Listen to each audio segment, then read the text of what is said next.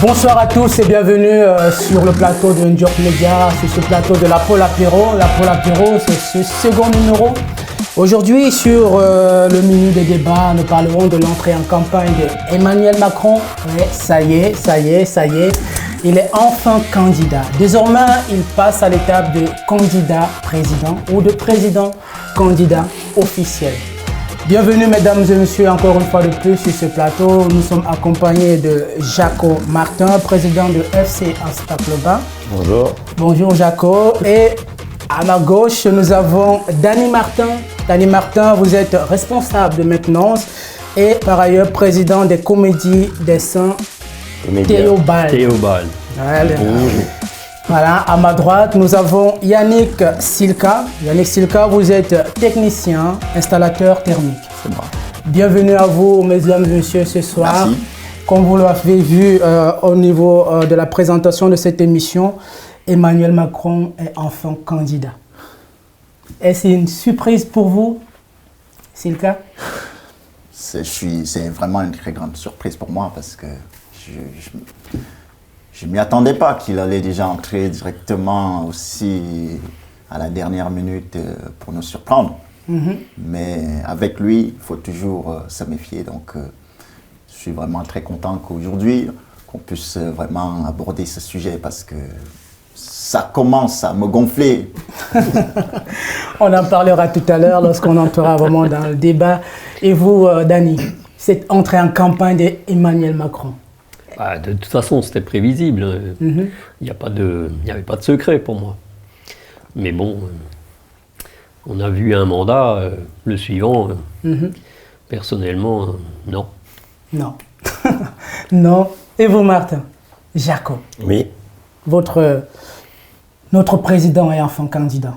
Il a attendu jusqu'à la dernière minute, je rappelle que... Oui, après, comme dit, c'était quand même prévisible. On s'y attendait, quoi. Après, il avait beaucoup de travail en même temps, comme ils disent, quoi. Mais bon, voilà, il est là, il se présente. On espère y échapper, puis voilà, quoi. Voilà. Donc, pour sa présentation, il a laissé une lettre aux Français pour leur demander justement de lui refaire confiance pour un second mandat. Il a essayé d'établir un premier bilan de ces 5 ans de présidentielle. Nous allons écouter la vidéo qu'il a pu laisser pour nous.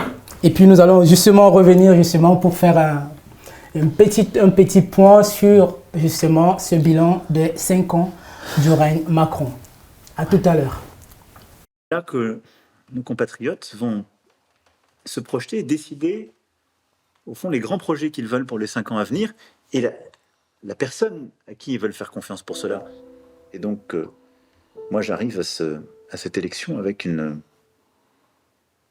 d'abord en étant déterminé, en voulant continuer à bouger les choses, à préparer l'avenir pour nos enfants. Ensuite, en étant très humble, parce que je sais que rien n'est écrit. Et donc, je pense que c'est très important et pour moi aussi intimidant qu'il y a 5 ans. Bon retour sur ce plateau.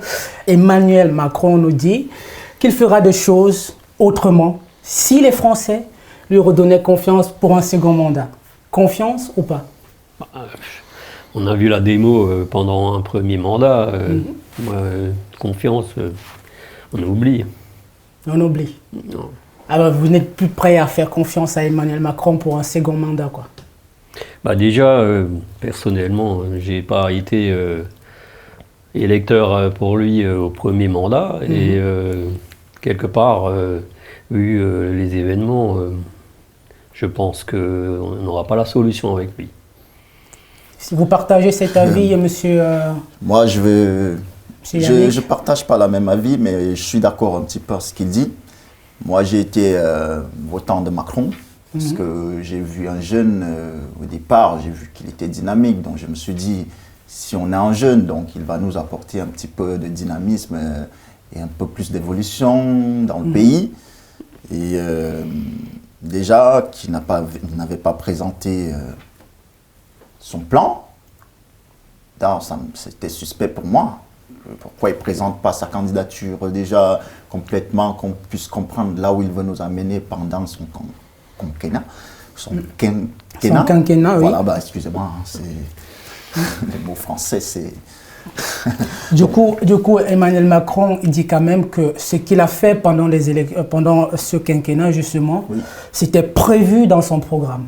Est-ce que les gens n'ont pas pris la peine de s'intéresser à ce qui était prescrit, écrit dans le programme d'Emmanuel Macron?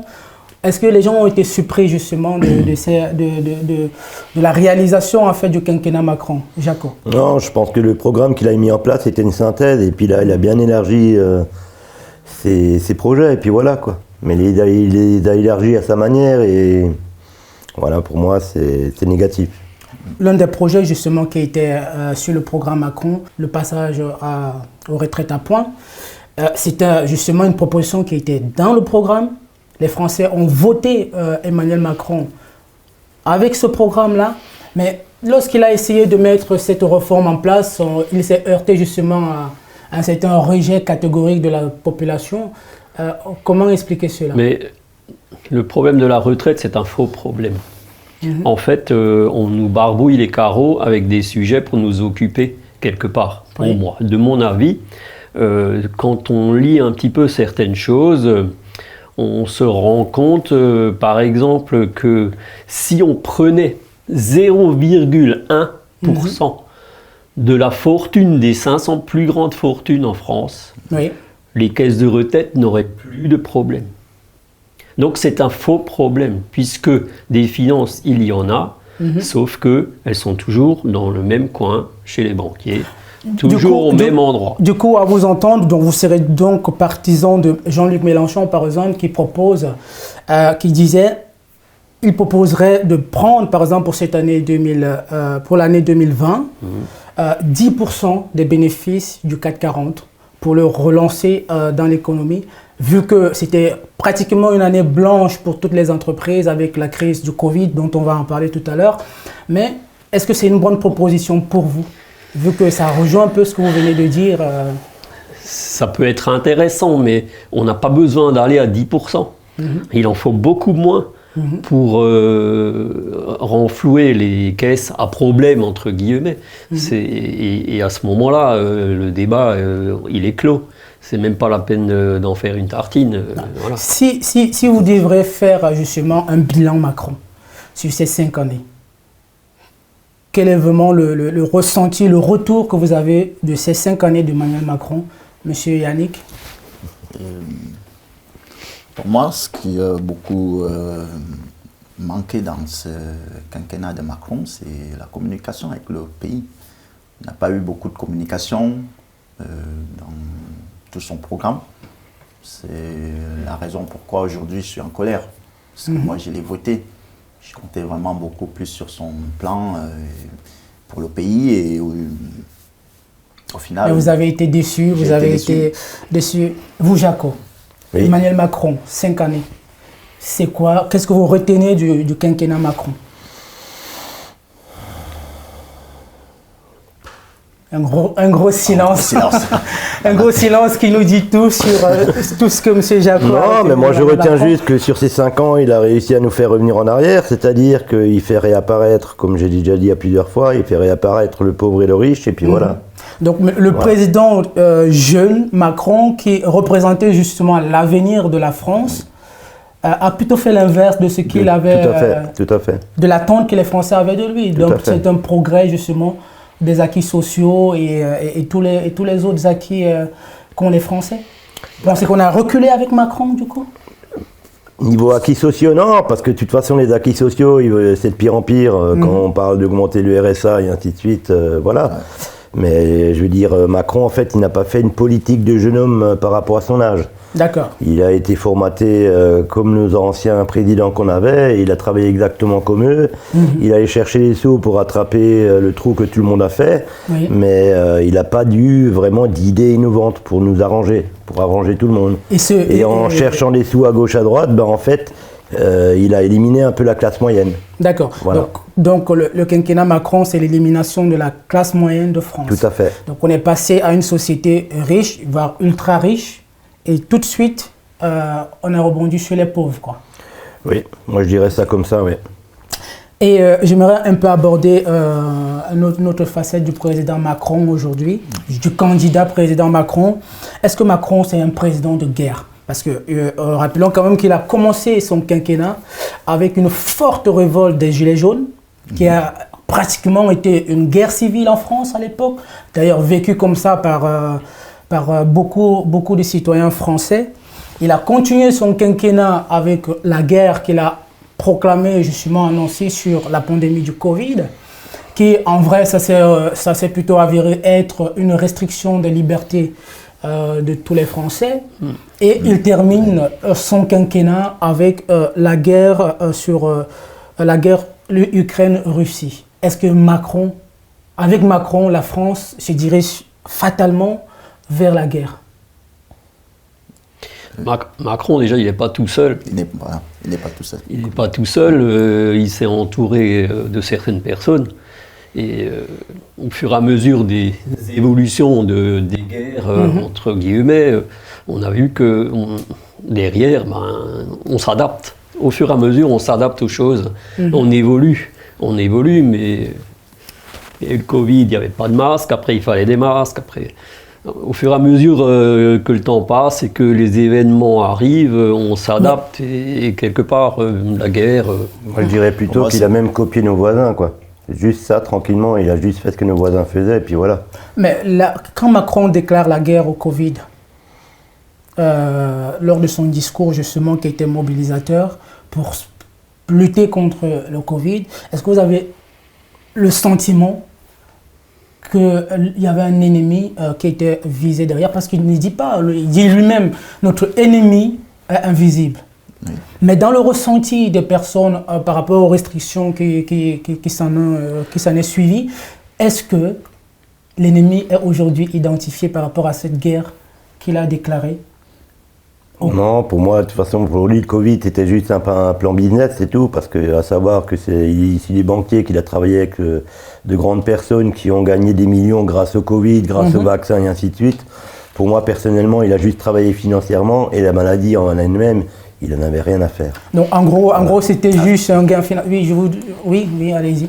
Ce que je voulais dire, c'est que par rapport à tout ça, il faut aussi regarder par rapport aux puissances. Nous parlons de puissance de pays. Et la France aussi, s'ils prennent l'exemple sur d'autres pays, c'est parce que voilà, ils visent aussi leur place de garder cette puissance. Et le fait que les autres pays engendrent des guerres à côté, nous directement on doit aussi les suivre. Parce que l'Union européenne, c'est cette association qui nous dirige à cette soumission, on va dire, parce qu'on est soumise, on court derrière les autres. Donc forcément, à vous entendre, donc il n'y a pas forcément une crainte à avoir avec un second mandat de Macron quant à l'avenir de la France, à l'avenir de la France. Oui, moi je dirais de ce côté qu'il est déjà parti gagnant, comme il a aussi commencé au départ. Il n'a rien annoncé à quelqu'un, il a annoncé sa candidature, mais il était déjà il se sentait déjà gagnant au départ. Donc là, il se sent aussi déjà emporté.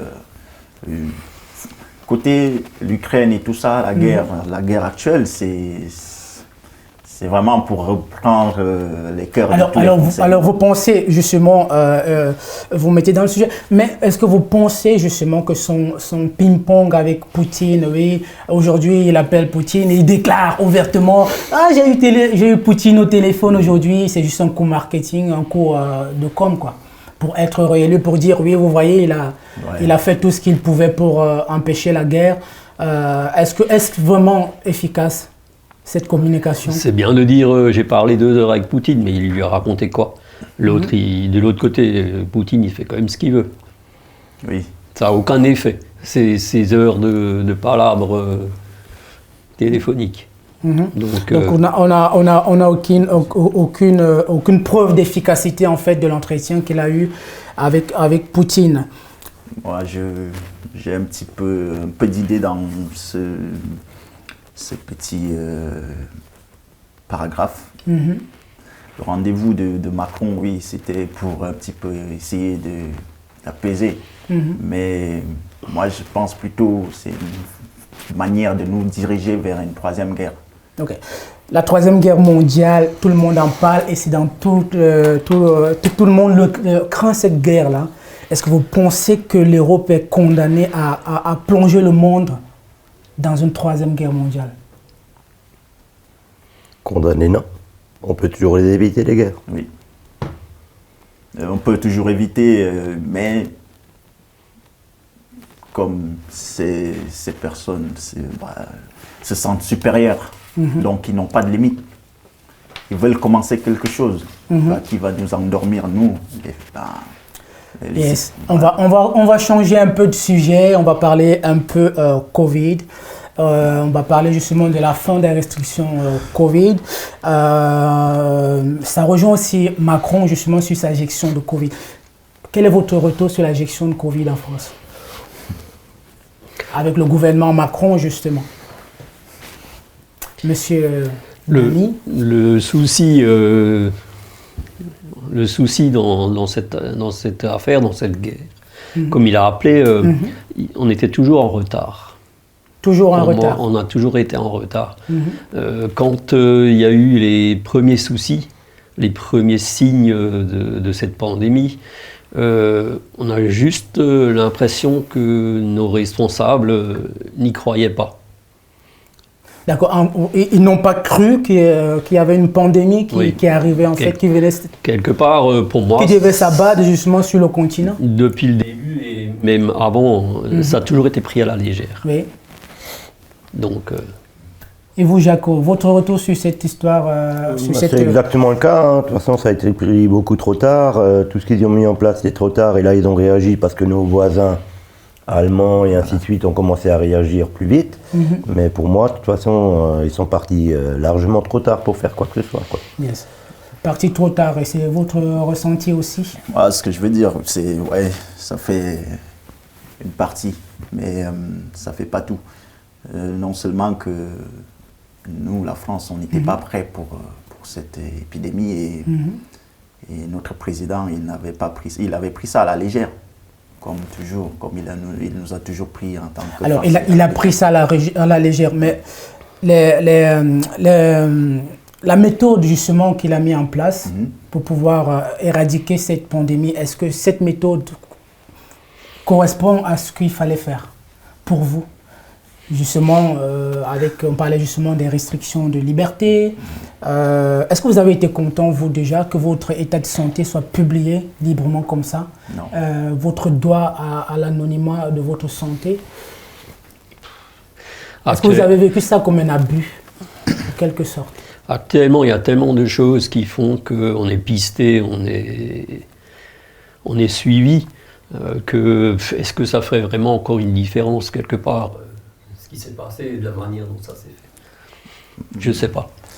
Mais vous, personnellement, comment avez-vous vécu cette... Moi, je l'ai vécu très mal parce que je n'ai pas supporté. Je vois ce qui se passe en Corée actuellement où tout est contrôlé, où c'est invivable. On ne peut pas vivre comme ça.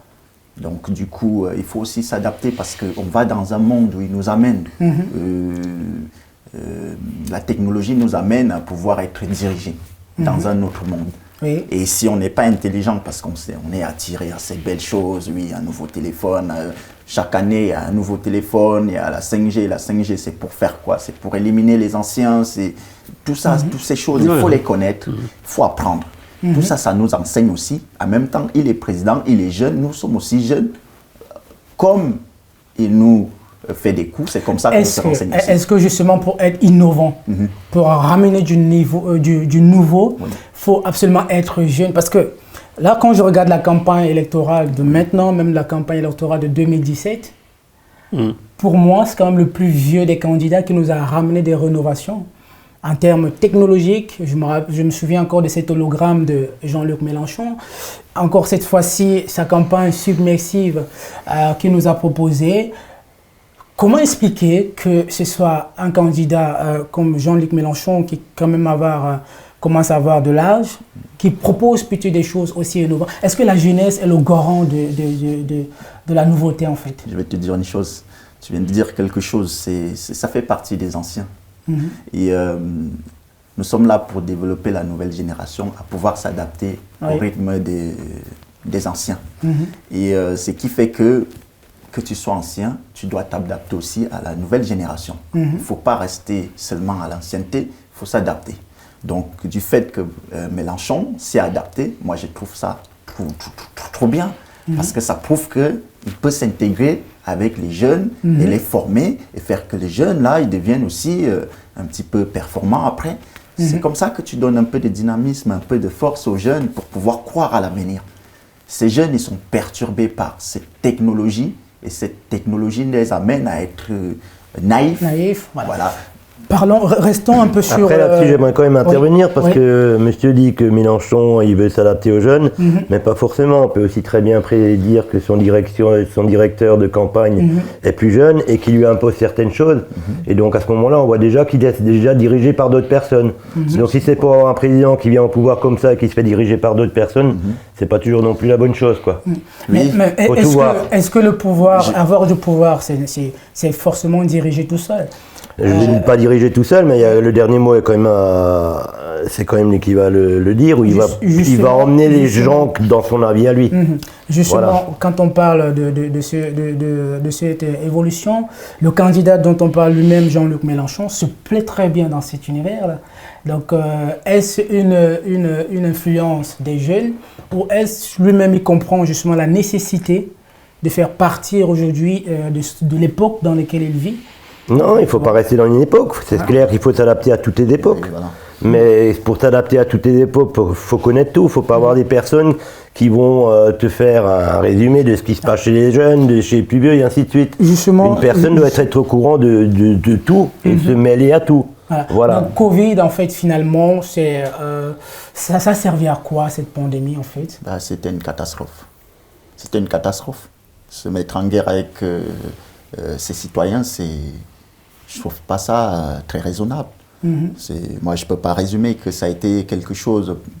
C'est beaucoup de cachotterie. Et à la fin, il n'y a rien. Donc, je reviens sur ma question du départ. Est-ce que l'ennemi déclaré par Macron a été identifié? Vous avez vu l'ennemi? Vous avez identifié cet ennemi déclaré par Macron? Sur son discours d'appel à la guerre. C'est une façon d'imager les choses, mais pour moi, c'est comme Mélenchon peut être entouré, ce que je disais tout à l'heure, Macron, il est entouré de certaines personnes, et c'est une manière d'exprimer les choses, et quelque part, oui, c'est pas palpable. Donc, à un moment donné... Le gouvernement annonce justement la fin de certaines restrictions le 14 mars, quelques semaines avant l'élection présidentielle. Alors, est-ce vraiment la fin de la pandémie Covid ou juste un coup de communication électorale? Moi, je dirais que c'est une petite pause pour les élections présidentielles et puis je pense que ça repartira de plus belle. Parce qu'en fait, le fait de confiner les gens, de mettre un pass sanitaire, il peut gérer les personnes, il peut faire beaucoup de choses par rapport à ça. Alors, ça lui évite beaucoup de soucis. Je me permets un peu de vous couper. Ça partirait de plus belle, peu importe le président, ou si on reste avec Macron? Je pense que si on reste avec Macron, ça restera comme ça. En sachant que c'est pas vraiment lui qui décide, c'est les gens qui travaillent avec lui. Mais c'est quand même lui le président qui... Alors, lorsqu'il nous fait un discours pour prendre des décisions, c'est quand même lui-même qui prend, qui l'annonce aux Français. Qui l'annonce aux Français. Il balance son nom. Mais il travaille avec des personnes de confiance, donc il peut dire ce qu'ils lui font dire. Oui, certainement. Voilà, on parle de guerre, qu'est-ce qu'on veut parler de guerre avec un gars qui n'a même pas porté l'uniforme, qui n'a jamais porté un fusil? C'est le président de la République. C'est pas grave. Il est chef de l'armée, c'est lui qui a le dernier mot. Ouais, on est mal barré, je vous le dis. Oui, mais si... Alors là... Donc du coup, vous, monsieur Yannick, la déclaration de guerre et cette sortie justement, cette sortie prévue, je mesure mes mots, prévue des restrictions Covid, est-ce un coup de communication électorale? Ou alors vraiment la fin du Covid? C'est pas la fin, on n'est pas à la fin là, c'est pour sa campagne, mais la campagne ça a déjà commencé depuis, hein. Mais nous le voyons pas. Mais sa campagne a déjà commencé depuis. Est-ce que c'est une bonne stratégie électorale d'annoncer comme ça sa candidature en tout dernier? Comme une lettre. C'est un manque de respect total.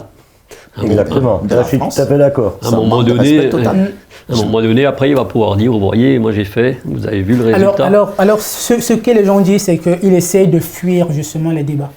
Vous en pensez quoi, vous? À la rigueur, il aurait pu nous envoyer un SMS, ça serait été pas mal. Ouais. Pareil. Mais non, mais attendez. Il a tellement un beau dialogue, il fait dire tellement de belles choses. Pourquoi il envoie un courrier par lettre? oui. Non, il avait qu'à ouvrir son bec et puis nous dire ça comme il le pense. Voilà.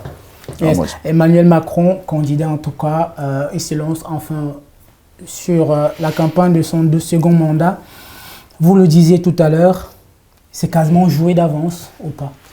Moi, je dis que c'est déjà joué d'avance parce que déjà que je ne vois pas un président qui viendra parmi ceux qui sont nommés là. Je ne vois pas qui c'est qui va changer vraiment tout ce qui est en train de se passer là. Quand je mesure, je vois la candidature de Macron que j'ai plus envie qu'il se représente.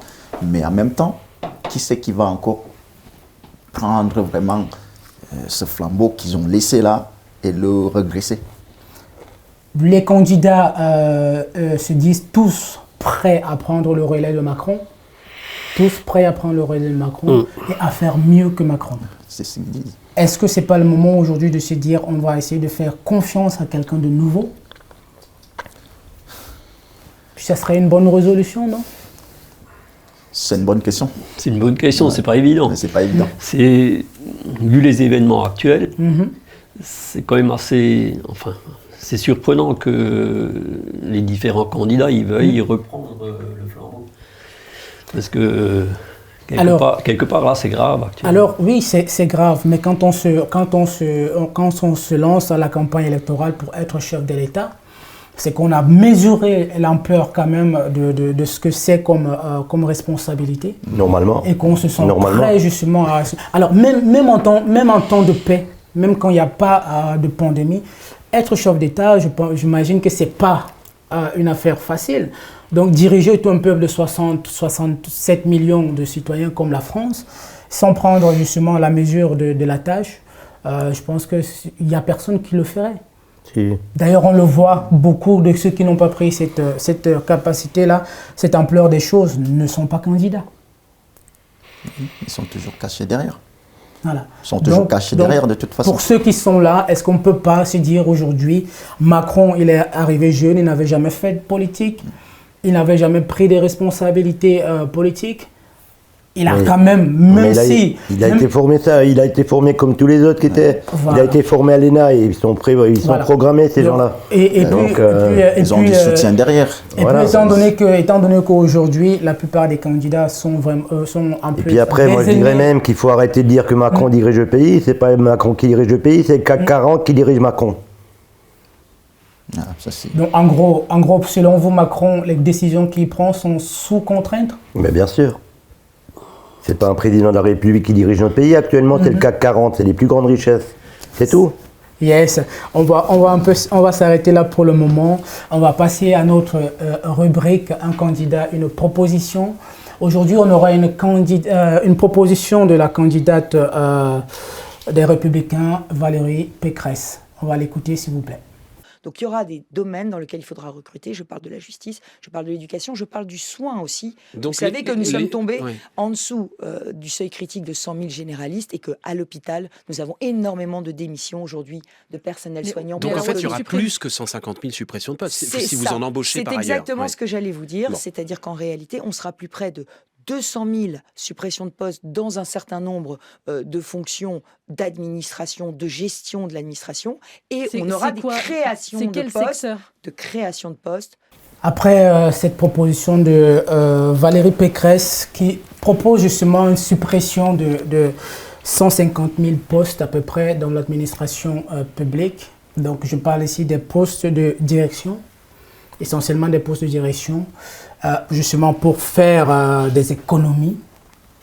Est-ce que la fonction publique ira mieux avec des fonctionnaires en moins? Monsieur Jacot. Je pense que oui, parce que je pense qu'il y a beaucoup de personnes qui sont payées à rien foutre. Je le dis comme je pense, hein, donc moi des fonctionnaires, je pense qu'il y en a énormément, mais ils sont mal placés. Voilà. Il y a dans certaines fonctions publiques, il manque du monde. Niveau fonctionnaire, vous avez 4 personnes pour faire le job d'une parce que ça le fait tranquillement. Quand on travaille dans d'autres branches manuelles, on a des patrons qui sont derrière, on a des rendements à sortir que nos chers fonctionnaires n'ont pas forcément, quoi. À savoir qu'avec l'évolution du temps et la technologie actuelle, et Internet et ainsi de suite, beaucoup de personnes font tout eux-mêmes sur les sites Internet et ainsi de suite. Donc depuis que ça qui a été mis en place, je ne pense pas qu'il y a eu beaucoup de personnel de la fonction privée ou quoi que ce soit qui ont été mis. Alors il faut savoir que même quand la technologie peut prendre le relais sur certaines tâches, il faut quand même toujours la présence humaine derrière quand même pour ne serait-ce que aller saisir les documents qui seront ensuite utilisés pour tous les documents officiels. C'est quand même, il faut quand même de la main-d'œuvre ou des personnes pour assurer ces tâches. Vous pensez quoi, vous, monsieur Dany? Il y a une évolution. C'est clair, étant donné que tout un chacun il fait ce qu'il peut pour saisir informatiquement et transmettre les choses, mais je prends l'exemple d'une carte grise pour une voiture, j'ai dû m'y reprendre à 10 fois pour pouvoir envoyer les papiers pour que de l'autre côté il y en ait les personnes qui les réceptionnent soient satisfaits de ce que j'envoie.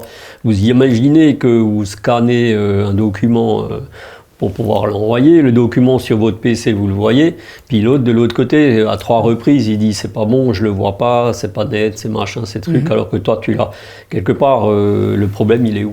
Donc en gros, ce que vous dites, c'est que la présence humaine serait toujours quand même quelque chose de plus rentable. Mais il faut pour que, le moment, il faut que à ce moment-là, ces personnes-là, elles soient au top, quoi. Justement, ici, on parle justement des postes de direction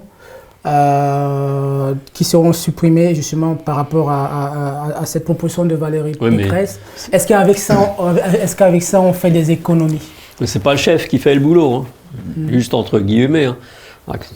C'est plus les époques où c'est le chef qui pouvait montrer le travail, il est passé. Une proposition assez favorable pour vous. Mais est-ce qu'on pense à ces gens-là, qu'est-ce qu'ils vont faire? Déjà, moi je pense que 150 000 postes de direction, c'est quand même beaucoup. Hein. Oui, c'est beaucoup. Mais après, quand on s'est dit, est-ce que c'est fait? Parce que si elle est élue, est-ce qu'elle va vraiment le faire? Parce que c'est toujours bien qu'on nous donne des propositions. La seule manière de le savoir, c'est de voter pour elle. Mais ça ne convainc pas. Ça ne suffira pas. Avec tout ce qui se passe actuellement, tu supprimes les postes de direction. Avec tous ces impacts qui arrivent, ça nous sert à quoi? Juste à faire l'économie d'un côté, mais de l'autre côté, il y a la vie qui continue. Hein. On a des guerres qui continuent. Voilà. Donc c'est ce que vous proposez, parce que sur la proposition de Valérie Pécresse, elle propose justement... À savoir, je vous coupe aussi que quand on limoge un fonctionnaire de haute direction, il a la grosse prime qui suit avec, quoi. Alors ça dépend justement des années d'ancienneté, de travail, un peu comme partout. Un fonctionnaire, c'est increvable, ça ne fait pas grand-chose, donc ça dure dans le temps. Donc dans le temps, c'est plus long, donc la prime de licenciement, elle va être excessive, quoi. Donc où va être l'économie? L'économie. Voilà. On doit toujours le chercher où? Donc en gros, cette proposition qui est censée faire des économies, relancer la machine administrative, n'est pas vraiment une solution à long terme utile, quoi. Selon vous, bien évidemment. À long terme, elle ne servira à rien. Elle ne servira à rien. Plutôt, parce qu'à l'heure actuelle, ce n'est pas là où il faut aller chercher l'économie. Le problème, voilà. Peut-être plus tard, mais on n'a pas envie de faire trop de dépenses encore plus. Yes. Alors, ça nous lance sur notre second thème de notre discussion aujourd'hui. Est-ce que la France va vers l'austérité budgétaire? Avec la crise Covid qu'on a connue, le dernier budget justement le budget de l'État prévoit déjà pas mal de coupes dans les dépenses publiques. Est-ce que la France sera un pays qui va vers la récession bientôt? Déjà pendant la crise Covid,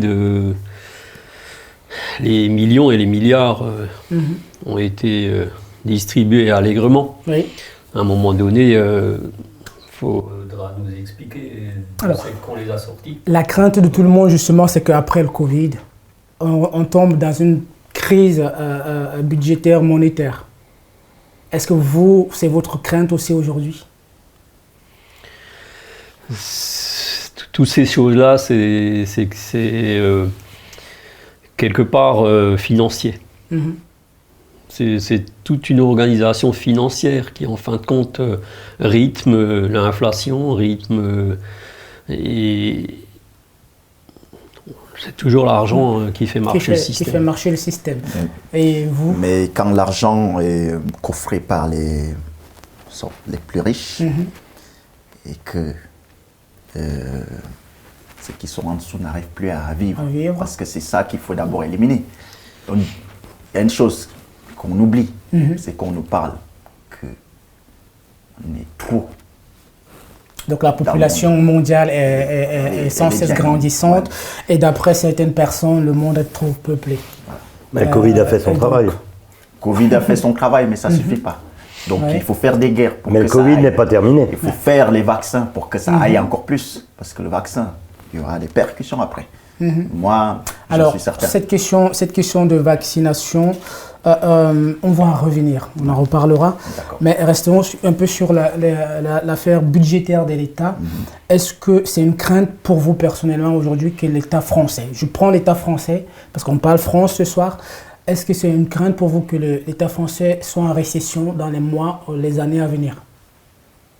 Moi je dirais que non, parce qu'avec toutes les taxes qu'on a et qui grandissent sur tout et rien, je pense qu'ils vont rentrer l'un dans l'autre, ils vont rentrer dans leurs frais, comme on dit, quoi. Oui, donc on va savoir que si on prend actuellement le prix du gasoil, du carburant, à savoir que c'est 60% de taxes qui rentrent pour l'État, le prix il n'arrête pas de grimper, donc je pense que l'un dans l'autre, ils vont rentrer dans leur sabot, quoi.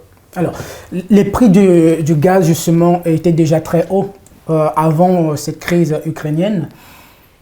Est-ce qu'aujourd'hui, on va mettre sur le dos de cette guerre, cette montée de prix, ou c'était juste quelque chose de simplement économique? Ça fait quoi? Ça fait 10 ans. 10 ans en arrière qu'on a installé le gaz par chez nous.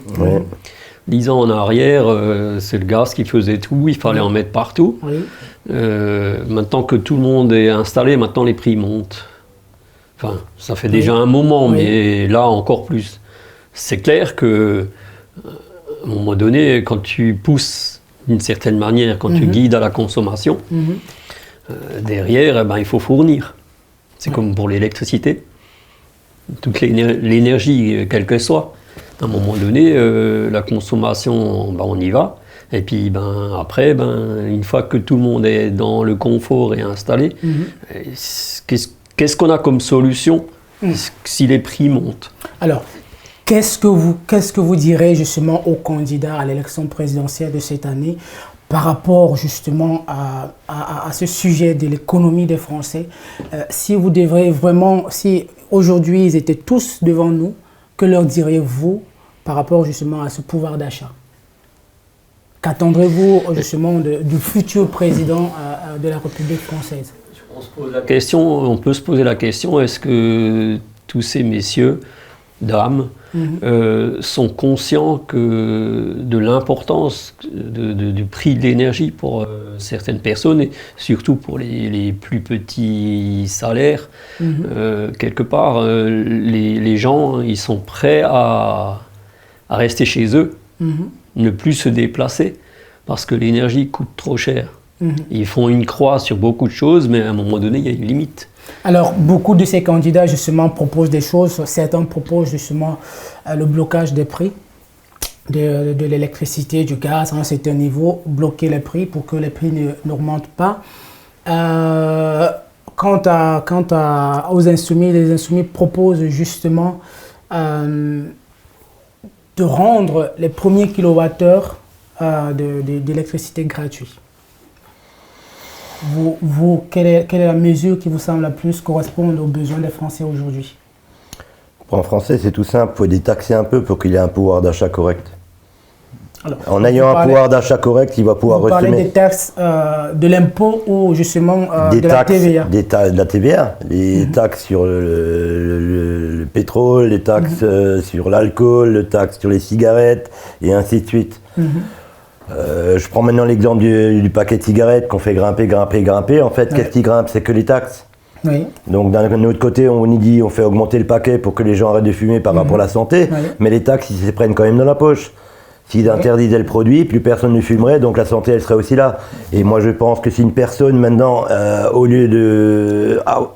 si elle a un pouvoir d'achat qui est plus grand, elle pourra resemer. En dépensant, on relance l'économie. Donc il faudrait relancer l'économie en permettant aux Français de disposer un peu plus de leur salaire, de disposer un peu plus de leur avoir pour pouvoir relancer l'économie, quoi. Tout à fait. Voilà. On va dire juste un mot justement par rapport à cette crise ukrainienne qui vient de commencer et dont on voit déjà les premiers résultats économiques apparaître justement avec cette flambée des prix du gaz, des prix de l'électricité, des prix du carburant, des prix des denrées alimentaires. Jusqu'où ça va aller cette histoire? Jacob. Loin. Loin. Très loin. Jusqu'au boutiste, comme dirait. Non, mais ça peut aller très loin. C'est vrai que les Russes ont un grand monopole sur beaucoup de matières et c'est à ce moment-là que, comment dirais-je, il faut bien négocier avec eux. Donc on va dire que le fait que Macron a encore du dialogue avec lui, peut-être ça peut arranger certaines choses. Mais bon, on sait que notre ami Poutine, il a beaucoup de pouvoir et puis qu'il va pouvoir faire beaucoup de choses. Alors, dialoguer, mais jusqu'où? Parce que, alors, dans le principe d'un dialogue, lorsqu'on connaît les revendications de l'un et de l'autre, pourquoi on ne met pas en place justement ce qu'il faut pour correspondre ou répondre aux attentes de chacun? Parce que là, oui, on dialogue, mais chacun est sourd, fait sourd aux attentes de l'autre. C'est pas un dialogue, en fait. Non, c'est pas vraiment un dialogue, parce qu'on va dire qu'il y en a un qui veut beaucoup plus qu'il n'espère avoir, quoi. Donc, ces espérances font peur pour moi, et puis voilà, quoi. Donc, le dialogue, à un moment, il va quand même être rompu, quoi. Parce que certaines demandes, il ne pourra pas non plus les avoir, quoi. Oui. Voilà. Et vous pensez quoi de cela? Moi, pour dire, parce que non, sur chaque chose, le dialogue est toujours important, il faut toujours le mettre en avant, parce que on en a marre de ces guerres et tout ça, là, c'est pas ça qui résout les choses. Mais quand il y a des demandes, Poutine demande des choses, comme certaines grandes puissances aussi, comme j'ai parlé avant, les États-Unis et tout ça, quand ils s'imposent pour aller chercher pour aller, prendre, conquérir, on va dire, certains pays, ils ne demandent pas la permission à quelqu'un. Et s'il y a quelqu'un qui va s'interposer, ils montrent leur puissance. Et là, lui, il montre aussi sa puissance au niveau des nucléaires. Mais on parle demandes, on parle justement des demandes de Poutine. Est-ce que les demandes aujourd'hui, à notre niveau de ce qu'on sait, sont des demandes qui sont excessives? Ou alors des demandes qui n'ont pas de sens? Déjà, on n'a peut-être pas toutes les informations. Voilà. Parce que on a des médias qui nous ramènent des choses et peut-être qu'on n'a pas tout. Comme on peut voir dans l'autre sens, quand nos journalistes en Russie interviewent les gens ou croisent les gens, quand on voit la réaction des Russes et des uns et des autres, on peut se poser des questions parfois de est-ce qu'on a tous les éléments pour penser, pour juger, pour éventuellement aller dans un sens ou dans l'autre. Il y a des fois, on peut se poser des questions. Est-ce que vous pensez que justement l'Europe aujourd'hui est dans cette mesure de permettre aux gens d'avoir tous les éléments pour pouvoir vraiment se faire leur idée dessus? Parce que je rappelle qu'ils ont quand même fermé en Europe les chaînes de télé, alors jugées pro-russes. Les mêmes mesures d'ailleurs que la Russie a prises à l'encontre de certains médias occidentaux. Comment on peut critiquer une pratique et la pratiquer soi-même. Fais pas ce que je fais, mais fais ce que je dis. C'est pour Parce que c'est quand même les Occidentaux qui sont, les papes, entre guillemets, de la soi-disant liberté de parole, en fermant les médias, justement. Ils empêchent à une certaine population dans ce monde d'avoir un certain point de vue sur certains conflits.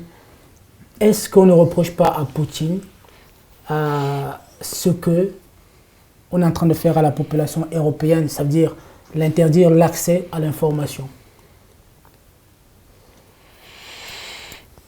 Poutine, il a décidé de faire marcher les chars, de faire marcher les canons. Et la réaction européenne, de l'autre côté, c'est du théorique, c'est l'information, c'est Internet, c'est tout ça. Est-ce que dans la balance, est-ce que ça se vaut? Est-ce que... Et après, l'information, oui. C'est pour ça que je disais, est-ce qu'on a tous les éléments? On n'a pas tous les éléments ce soir. Alors, on va en rester là sur ce sujet. On va parler un peu d'autre chose. Vous aimez manger de la viande? Ah oui. Vous avez mangé de la viande? Côte de bœuf. Bonne côte de bœuf. Désolé, ce soir, on n'a pas une bonne côte de bœuf sur la table. On a quelques apéros. C'est le principe de l'émission là pour l'apéro. Ici, on est entouré d'un bel apéritif. On parle des sujets sérieux, tout en essayant d'être détendu, d'être tranquille. Vous êtes aussi les bienvenus sur notre plateau si vous voulez participer. Et aujourd'hui, on va parler d'un dernier sujet, un peu sortir de la guerre. On va aller à la chasse. La guerre aux animaux. Ça me plaît. Voilà. On va aller à la chasse. On va commencer avec cette histoire un peu tragique. Lorsque une jeune femme de 17 ans, malencontreusement, lors d'une chasse, tire et tue une autre jeune femme de 25 ans, à qui la faute?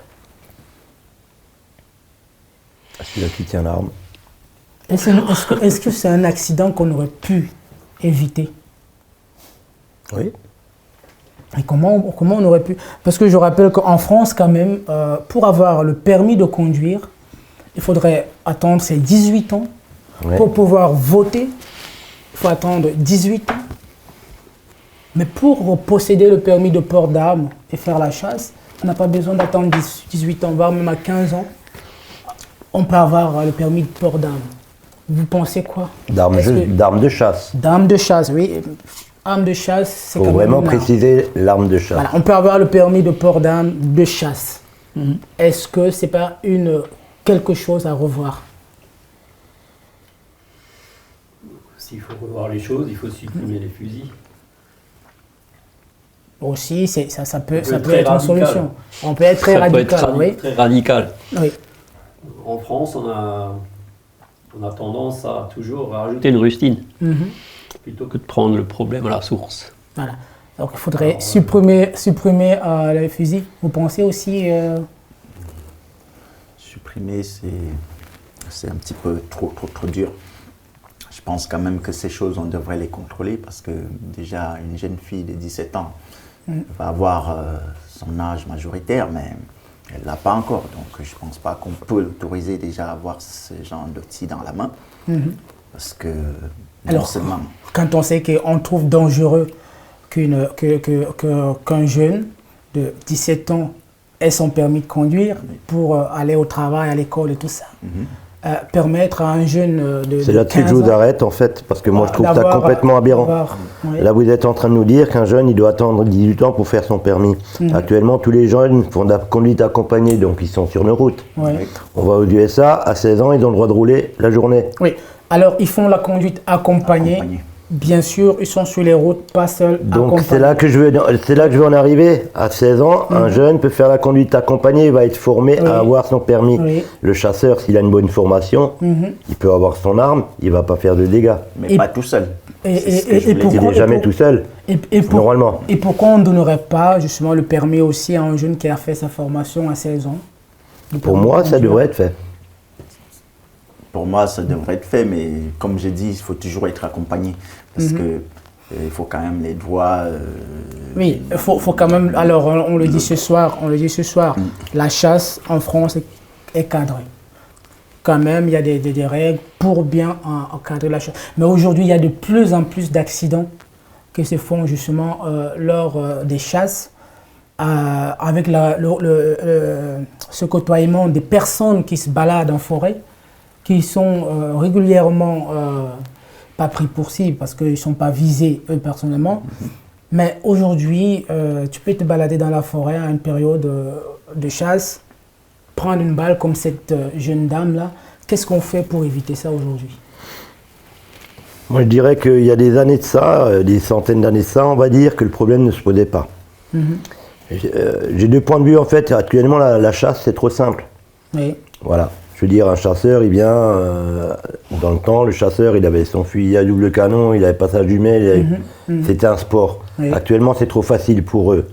Après, si on prend la deuxième solution, c'est que la chaîne alimentaire, chez nous, elle a été rompue. À savoir que dans certaines forêts, il y a des animaux qu'on n'a plus. Alors que si ces animaux étaient encore là, on aurait moins de problèmes. Il y aurait moins de promeneurs et les chasseurs, ils seraient plus calmes. Je vous parle d'ours, je vous parle d'animaux comme ça, voilà. Donc, il faudrait tout remettre en place correctement et après, on pourrait rediscuter. Alors, est-ce qu'il faudrait avoir moins de promeneurs dans la forêt ou il faudrait moins de chasseurs dans la forêt? Moi, je dirais qu'il faudrait mettre un territoire pour tout le monde. Oui, je suis d'accord sur ce côté. Voilà. Parce que normalement... Tout est à partager, la nature appartient à tout le monde. Il faut une place pour chacun. S'il y a une zone de tir, on ne va pas s'approcher derrière des zones de tir. Le souci qui se pose actuellement, c'est que les chasseurs, pour avoir un terrain de chasse, ils vont payer. Donc, à savoir que les communes, les petites communes, les grandes communes et ainsi de suite, c'est des rentrées d'argent qui vont leur faire un grand bien. Voilà. Donc, automatiquement, ils vont privilégier les chasseurs qui vont leur apporter pécuniairement quelque chose. Donc voilà. Aujourd'hui, vous dites que les communes ont tendance à privilégier la chasse au lieu de la randonnée des personnes... Pour moi, oui, parce que ça rapporte quelque chose à la commune. À savoir que la commune s'est fait sucrer pas mal du budget par l'État, donc automatiquement, ils essaient de tirer là où ils peuvent. Ok. Voilà. Donc, cette histoire de chasse, comment on fait pour concilier justement la pratique de la chasse et de la balade dans la forêt pour garder justement pour que la balade continue à être quelque chose de familial? Je rappelle qu'on n'a pas tous les moyens de faire des vacances à tout va et que grâce à la nature et à Dieu, il y a quand même la nature dans laquelle on peut se balader tranquillement. Et aujourd'hui, selon vous, qu'est-ce qu'il faudrait faire pour justement que chacun puisse pratiquer justement la chasse, mais que les baladeurs puissent se balader en sécurité? Je voudrais juste revenir un cran en arrière. Et je reprends ce que je disais tout à l'heure, c'est au niveau de l'information. Quand on dit quelques années en arrière, on n'avait peut-être pas ces problèmes, ça se passait différemment, mais peut-être que les problèmes existaient déjà et on ne le savait pas, parce qu'il n'y avait pas l'information qui se diffusait aussi facilement qu'actuellement. C'est encore différent.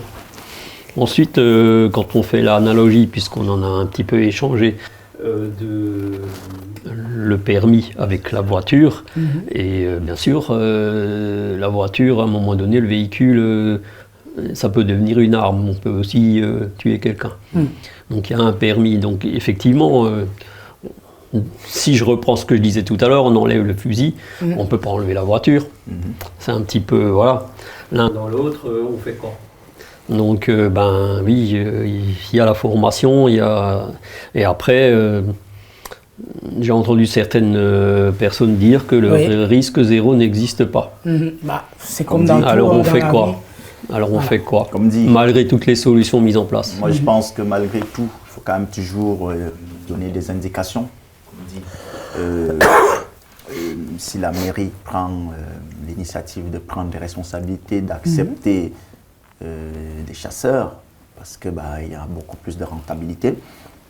Mais dans ce cas, il faut qu'ils cherchent aussi une solution pour les randonneurs, pour les baladeurs, pour ceux qui n'ont pas vraiment assez de moyens pour pouvoir se payer ce genre de choses. Du coup, il faut qu'ils trouvent une solution pour eux. Par exemple, les jours de chasse, ils sont bien précisés pour les personnes que voilà, ces jours de la chasse, il ne faut pas vous balader. Il faut toujours donner des informations. On met des panneaux sur les autoroutes à chaque fois pour qu'on ait un peu d'informations quand tu passes. Même si tu passes, tu te balades à côté, tu vois les informations qui sont marquées et qui t'interdisent de ne pas approcher là. Il y a un danger, il y a si. Mais ça marche. On va s'arrêter pour ce soir sur ce point de chasse. Continuez à faire de la chasse en sécurité. Continuez à vous balader dans la forêt en jetant un œil. Il y a une solution qui est toute simple, les chasseurs la nuit, les promeneurs la journée. Voilà. C'est l'une des propositions qu'on terminera là-dessus. Si les autorités nous écoutent, nous entendent, faites tout pour que la balade continue à être en sécurité et que nos chers chasseurs continuent à chasser aussi, parce que nous aimons tous manger un bon gigot d'agneau. Qui soit de très bonne qualité. Écoutez, merci à vous. On chasse pas l'agneau, on chasse merci à vous d'être venu ce soir. Merci à vous d'être là. Merci d'avoir attendu, d'avoir patienté. Ça n'a pas été facile pour nous aujourd'hui, mais voilà, on a réussi quand même à faire cette émission. Nous vous remercions, vous qui nous suivez. N'hésitez pas à vous abonner sur les chaînes Ndiok Media. Ndiok Media, c'est sur YouTube. Ndiok.media, c'est sur Facebook. Ndiok Media, c'est sur Instagram et toutes les autres plateformes de streaming, de vidéos en ligne. Merci de vous abonner sur nos chaînes, d'activer la notification, la petite cloche et ne ratez surtout pas nos prochaines émissions. À très bientôt sur Ndiok Media. Bye. Bye bye. Bonsoir.